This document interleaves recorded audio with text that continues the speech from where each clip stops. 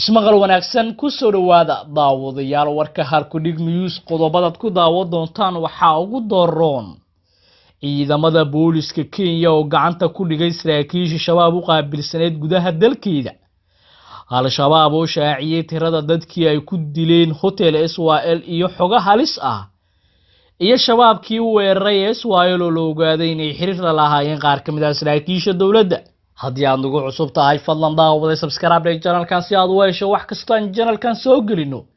taariikhdu waxa ay tahay 11 December bisha 12 sanadka 2019 intaad maqasheen oo faahfaahsan ku soo dhawaada daawadayaal aan ku bilowna dalka Kenya booliska dalka Kenya ayaa sheegay inay gacanta ku soo dhigeen koox al-shabaab u qaabilsaneed qoridda iyo ka dhaadhicinta dhalinyarada fikradaha dagaalamayaasha al-shabaab taliyaha booliska gobolka Siya Majel ayaa sheegay inay qabteen kooxda al-shabaab u qaabilsaneed qoridda dhalinyarada xabsigana haatan ay ku jiraan Majel ayaa sheegay in dhalinyarada ay qoreen qaarkood raggan ay qabteen ay u gudbeen Sahuudinta Soomaaliya kuna tababaranayaan halkaasi waxa kale oo uu sheegay inay gacanta ku dhigeen dhalinyaro kale oo loo waday dhinaca dalka Tanzania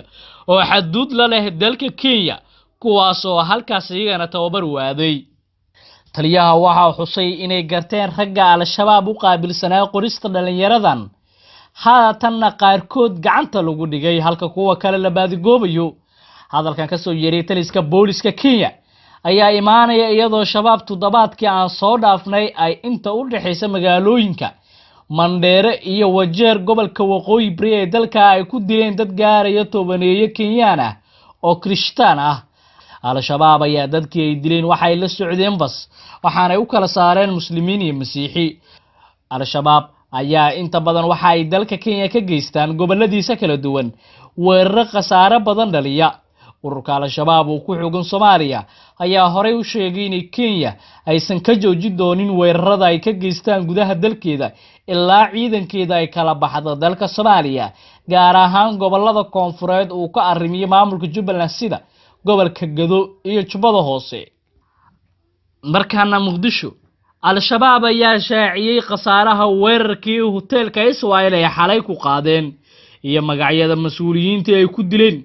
warbaahinta taageerta dagaalamayaasha al-shabaab oo dowladda Soomaaliya iyo AMISOM dagaal kula jira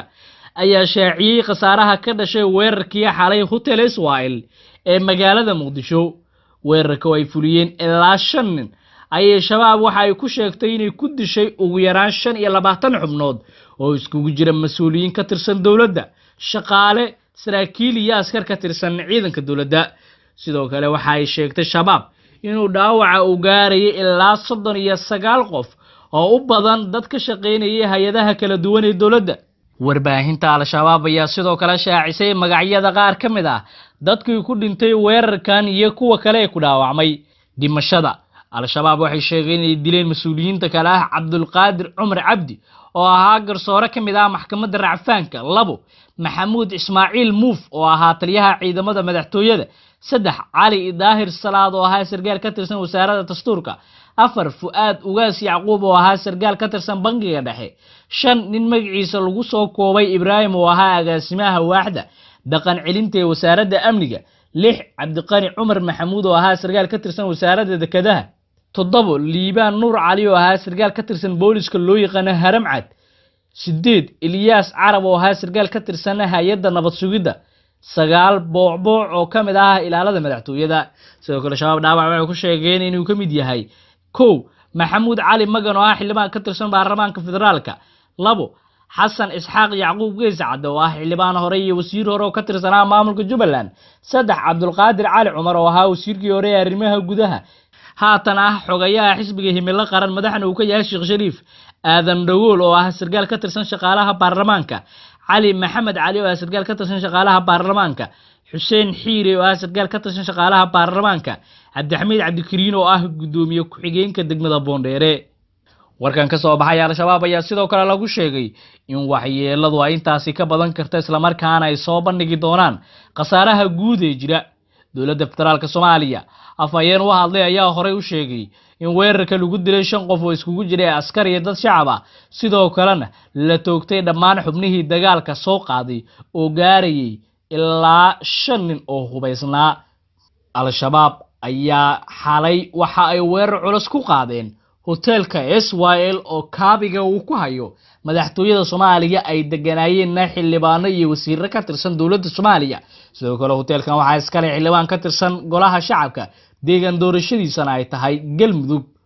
dad badan ayaa isweydiinaya ragga weerarkan fuliyay halka ay ka yimaadeen iyo sida ay u soo dhaafeen ciidamada ku hareereysan madaxtooyada Soomaaliya oo suga amniga dhowr jagboontina ku leh intaan la soo gaarin hoteelka SYL. xildhibaan Mahad Salaad ayaa sheegay in shabaabkii weerar ku qaaday SYL shirka la ahaa. xildhibaan Mahad Salaad oo kamid ah mudanayaasha golaha shacabka ee baarlamaanka Soomaaliya ayaa ka hadlay weerarkii qasaaraha badan dhaliyay ee xalay lagu qaaday hoteelka SYL ee Muqdisho.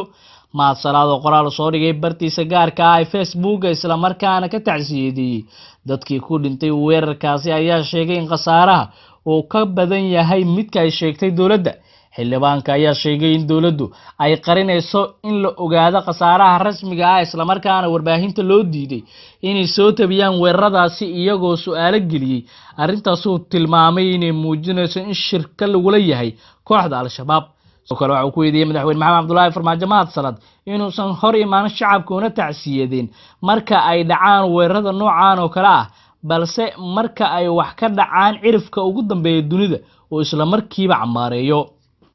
daawadayaal waa naga intaa warkad kala socoteen Halkudhig News. haddii aad nagu cusub tahay fadlan daawada subscribe channelkan